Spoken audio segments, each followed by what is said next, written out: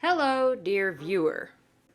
The first part of learning is admitting you don't know as much as you think you do. And in admitting you're not always right, you must face the fact that you were wrong. We are wrongs more time than we are right. That is how we grow. We artists face many challenges.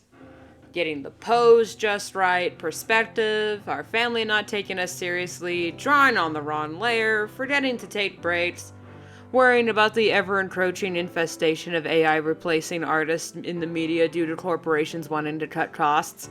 You know, the basics. But most famous of all challenges is probably the feared and dreaded burnout. For those of you who are mentally stable, burnout is a form of exhaustion that comes from constantly feeling overwhelmed and overworked. I was in the middle of editing the video and then the power blipped. Thanks a lot, wind. Oh no! Anyway. One common way we get burnout is by trying to force our way through an art block, the writer's block of artists. Art block is your brain's way of telling you that something is not working and you need to step back and fix it. Yet we artists are a stubborn breed and have convinced ourselves that if we are not creating something, we are a failure. Which is a blatant lie, but we run with it anyway. Straight into a brick wall. Forcing ourselves to work in an attempt to cure our burnout is like banging your head against a wall thinking, I'll break through it eventually, when the real solution is to stop, take 2 steps back, and realize there's a door right there, and it's a pull, not a push. The amount of times I've pushed on a pull door is embarrassing. Recently on stream, I said I could feel the start of burnout creeping in while working on my comic, as well as writing, voicing, and recording videos every week. You can hear the train before you see it, type deal. However, after giving it some thought and looking up some definitions, I realized it wasn't burnout I was feeling. Yes, I was starting to feel like my comic was becoming more of a chore, and found little enjoyment in working on it, but I'm still energized. I'm not stressed or feeling helpless, and I wasn't aggravated or snippy, more so than usual. I've actually been quite happy and peppy the past few days.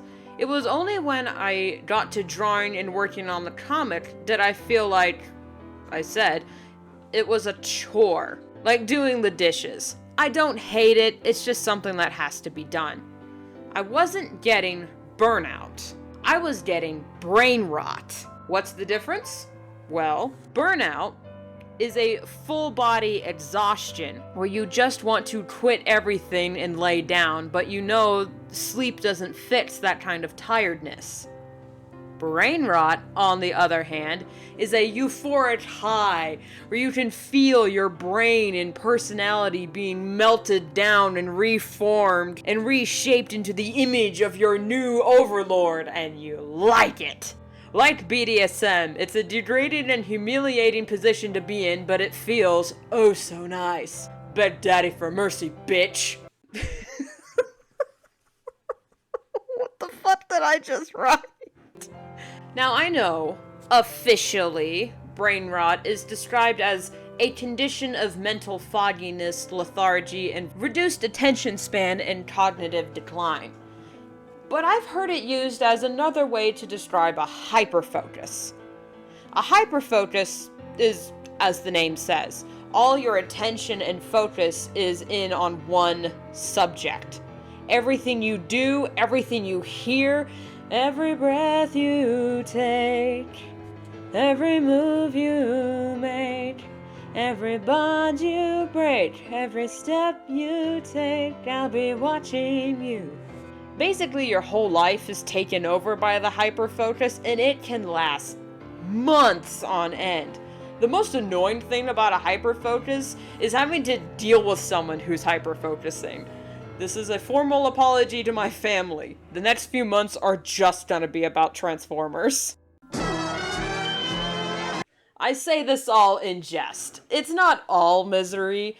When I am hyperfocusing, I feel a burst of creativity and have so many projects and ideas that I want to do, and it feels great conceptualizing them. Keyword being concept. Daydreaming about making a full AU comic of TFA Optimus in the G1 universe is a whole lot more fun than the reality. I'd actually have to watch G1 for research, and I have trauma with that show. I so desperately want to make an animatic of pre-war Megatron singing Stick It to the Man from the School of Rock musical, but I unfortunately have other obligations. My Warriors comic is due to go on hiatus in June, right before Art Fight kicks off in July, and I still have a whole Mermaid collab due in 2 weeks that I haven't even started yet.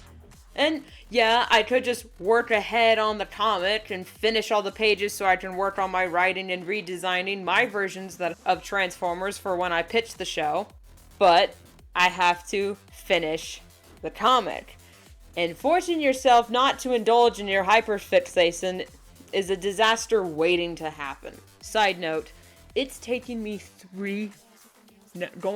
4 hours to write this 3-page strip because I keep getting distracted by literally everything. I feel like I'm having a sugar rush in my brain.